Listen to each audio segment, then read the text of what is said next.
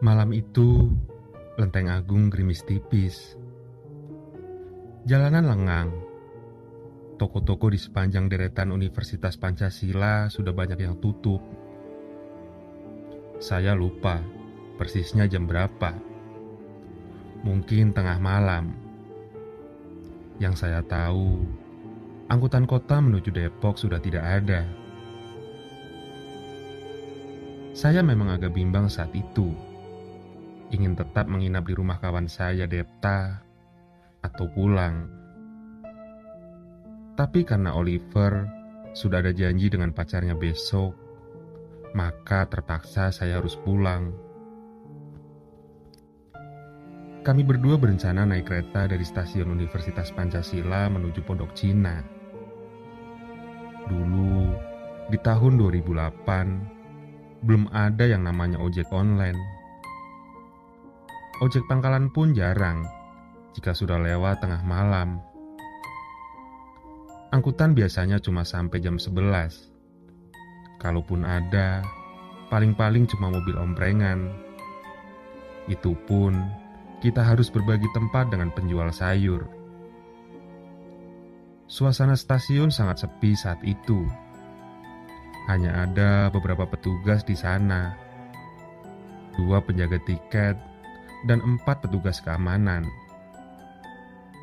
Sementara yang menunggu kereta di peron cuma saya dan Olip. Kami penumpang terakhir di stasiun itu, sepertinya. Untuk mengusir sepi, saya dan Olip ngobrol ngalor ngidul tentang pertandingan Juve melawan Inter yang kami tonton di rumah Depta barusan. Tak lama, kereta datang. Kondisinya tak penuh, mungkin karena sudah larut malam. Namun seluruh kursi sudah tak ada yang kosong. Hanya ada 1 deret kursi prioritas yang masih bisa diduduki 3 orang lagi. Tapi saya dan Olip memilih berdiri saja. Sebab kursi itu diduduki seorang kakek tua yang berpenampilan cukup aneh. Tubuhnya kurus, berjanggut panjang, dan berpakaian serba putih. Saya dan Oli beberapa kali memperhatikan ke arah kakek itu. Sesekali saling berbisik dan bergurau. "Lip, itu kakek-kakeknya beneran orang atau bukan ya?" "Nggak tahu gue. Kayaknya sih orang deh. Kakinya napak kok. Tapi lo lihat deh, Lip. Kok dari tadi kayaknya dia merhatiin kita terus ya?" "Hah? Masa sih? Jangan nakut-nakutin lo." Terus terang saya merasa sangat aneh dengan si kakek yang duduk di kursi prioritas itu. Wajahnya tak menakutkan. Namun, entah mengapa saya merasa tatapannya begitu dingin. Saya merasa risih diperhatikan begitu. Saya jadi merinding tiap menoleh ke arahnya. Saya memang penakut. Dan parahnya, Olip lebih penakut lagi. Pada akhirnya kami berdua berusaha mengusir ketakutan kami dengan membicarakan Sophie dan Diana, pacar-pacar kami. Di tengah-tengah perbincangan, seorang bapak yang duduk di depan kami menyapa saya dan Olip dengan ramah. Beliau bertanya dengan logat Sunda, "Adek turun di mana?" "Kami turun di Pondok Cina, Pak," jawab Olip. "Masih jauh. Adik duduk saja di situ." "Iya, Dek. Duduk saja di sana. Bangkunya kosong, gak ada siapa-siapa. Daripada berdiri pegal," timpal seorang ibu yang duduk di sebelah bapak tadi. Saya dan Olip kaget. Kami berdua saling menatap keheranan. Pertama, kami yakin betul di kursi itu ada seorang kakek yang sejak tadi mengamati kami.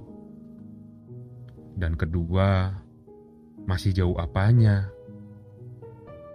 Pancasila ke Pondok Cina kan cuma 2 stasiun. Paling cuma berapa menitan lagi juga sampai. Tak apalah, saya dan Oli berdiri saja. Lagi pula, saat saya menoleh ke arah kursi prioritas, kakek itu masih berada di sana, menatap sinis ke arah kami. Jujur, setiap berkontak mata dengan kakek itu, tangan saya mendadak dingin. Wajah Olip apalagi, ia bahkan sudah terlihat pucat dari tadi. Tapi kami masih berusaha saling menguatkan satu sama lain. Bersikap seolah semua baik-baik saja. Saya pun berusaha menenangkan Olip. 2 stasiun lagi kok, Lip. Santai ya. Olip mengangguk. Kereta terus melaju. Sesekali dari jendela terlihat lampu-lampu yang menyala temaram. Perjalanan kami seharusnya tak sampai 10 menit untuk sampai di Pondok Cina. Namun ketika saya memeriksa HP, nyatanya kereta ini sudah berjalan lebih dari 20 menit. Anehnya lagi, kami bahkan belum melewati stasiun Universitas Indonesia.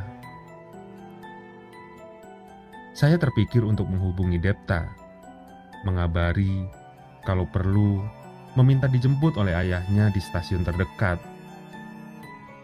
Namun entah mengapa, sinyal Telkomsel mendadak hilang saat itu. Saya tak bisa menggunakan HP sama sekali. Oli pun sama. Kami panik, namun berusaha tenang. Karena kami tak sendirian di kereta itu. Banyak orang yang juga menumpang di kereta yang sama. Dan yang janggal hanya satu, kakek itu saja yang duduk di kursi prioritas. Tak berapa lama, kereta tiba di stasiun Universitas Indonesia. Pintu terbuka, namun tak ada penumpang yang naik dan turun. Masih tetap kami di kereta itu. Dan lagi-lagi, penumpang di depan kami bertanya, "Dek, itu kursinya kosong, duduk saja. Turun di Pondok Cina kan? Masih jauh. Kalau berdiri nanti capek." Saya mencoba tersenyum dan menjawab, "Terima kasih, Pak. Kami di sini saja. Enakan berdiri." "Adik berdua satu sekolah?" tanya si bapak. "Iya, Pak. Saya Handi. Dan ini Oliver. Kami satu kampus. Ngomong-ngomong, Bapak turun di mana?" "Bapak pulang ke Bogor." Suasana jadi sedikit cair setelah saya dan Olip mengobrol dengan beberapa penumpang lain di kereta itu. Saya bahkan sampai tak terpikirkan lagi soal si kakek yang duduk di kursi prioritas. Semua tampak normal, walau saya tahu persis kakek itu masih terus mengamati saya dan Olip. Perjalanan dari stasiun UI ke Pondok Cina biasanya tak kurang dari 5 menitan. Namun, kereta yang saya tumpangi justru baru berhenti setelah 20 menit perjalanan. Saya lega, akhirnya bisa tiba di Pondok Cina juga. Saya dan Oli berpamitan dengan bapak dan ibu yang menemani kami ngobrol sepanjang jalan. Mereka bahkan sampai berdiri dan melambaikan tangan di jendela saat saya dan Olip sudah berada di peron stasiun. Kami berdua balas melambai kembali, sampai kereta perlahan beranjak pergi. Dan kemudian, kami dikejutkan oleh satu hal. Si kakek yang duduk di kursi prioritas, rupanya sudah berdiri tepat di hadapan kami. Dia tak sendiri. Dia berdiri bersama petugas security stasiun yang sepertinya merasa heran dengan kehadiran saya dan Olip. Sang petugas bertanya kepada saya, "Dek, barusan kalian melambai ke siapa di kereta?" "Maksudnya gimana, Mas?" tanya saya tak mengerti. Iya, adik berdua barusan ngedadah-dadahin siapa. Bilang hati-hati ke siapa. Kereta yang kalian tumpangi itu kosong. Cuma ada kakek ini. Hah? Gak mungkin, Mas. Kereta itu tadi ramai. Kami bahkan ngobrol banyak dengan suami istri yang baru jenguk anaknya dari Jakarta. Si kakek kemudian menepuk pundak saya. Dia berkata, "Tadi Bapak heran lihat kalian berdua berdiri di kereta. Padahal semua kursi kosong.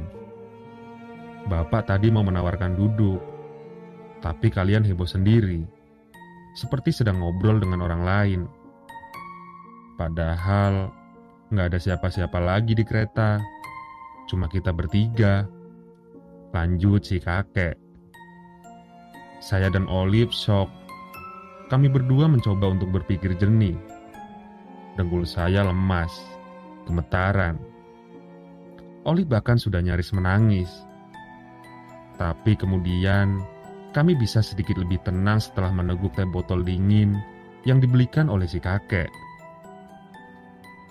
Olive lalu meminta izin ke toilet. Dia merasa pusing dan mual. Ia ditemani oleh petugas security. Sedangkan saya duduk menunggunya di ujung peron bersama si kakek dan petugas security lainnya. Saya pun mulai menceritakan apa yang saya dan Olive alami di perjalanan tadi. Si kakek, sang petugas dan beberapa rekannya yang lain saling menunjukkan ekspresi tak percaya. Bulu kuduk saya bahkan masih merinding saat menceritakannya. Namun si kakek berusaha menenangkan bahwa apa yang saya dan Olive alami tadi mungkin hanya perjumpaan biasa. Seperti halnya sehari-hari kita bertemu dengan penumpang lain yang sama-sama hendak pulang seperti kita. Menumpang di kereta yang sama, turun di perhentian yang mungkin sama, namun berbeda dimensi, ruang, dan waktunya. Barangkali ada kuasa yang entah bagaimana caranya memungkinkan saya dan Olive untuk bisa berada di dua dimensi yang berbeda tadi secara bersamaan. Itulah mengapa saat itu saya dan Olive bisa melihat ada banyak penumpang di kereta itu, sementara si kakek tidak. Dan itulah juga mengapa seluruh penumpang di kereta tadi tidak bisa melihat keberadaan si kakek dan menganggap kursi prioritas itu tak ada yang menduduki. Padahal si kakek sedari tadi berada di sana, karena dimensi keduanya berbeda. Sementara saya dan Olive berada di tengah-tengah realitas dua dimensi yang berbeda itu, menyaksikan keduanya secara bersamaan. Sesuatu yang sampai hari ini masih tak bisa saya pahami. Tak lama Olive kembali dari toilet. Kami berdua pun berpamitan pulang. Saya dan Olive berjalan kaki menuju kos-kosan saya yang tak jauh dari stasiun. Olive tak banyak bicara. Mukanya masih pucat. Tangannya dingin. Bahkan saat saya coba bercandai, ia enggan untuk tertawa. Tak sampai 3 menit berjalan kaki, kami pun sudah tiba di depan kos-kosan. Saat hendak membuka pagar, HP saya berbunyi. Saya pun mengangkatnya tanpa melihat layar. Namun belum sempat saya menjawab halo, saya dikejutkan dengan suara bernada tinggi. "Gila ya lu, gue ditinggal sendirian di stasiun. Jemput gue sekarang. Gue di sini sendirian. Gak ada siapa-siapa sama sekali. Jemput gue buruan. Gue takut banget." Bentar. Ini Olive." Saya langsung menoleh ke belakang. Dan benar, di sana tidak ada Oliver. Cuma ada saya dan kebingungan yang saya bawa sampai hari ini.